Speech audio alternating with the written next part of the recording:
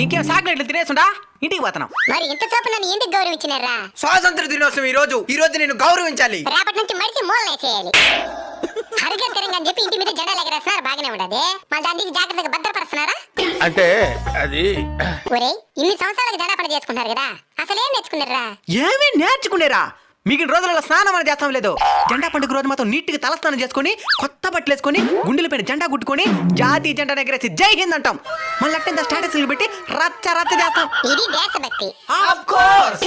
ఒరే, మీరు మీకోసం మీ కుటుంబం కోసం కాకుండా ఈ దేశం కోసం ఏం చేశారు చెప్పండి. ఓ 10 మందికి మీ వంతు సహాయం చేశారా? పోనీ ఎవడని ఎదిగితే చూసి ఓర్చుకోగలుగుతున్నారా? పోనీ మీ చుట్టూ ఉన్న ప్రకృతినైనా సరిగ్గా చూసుకుంటున్నారా?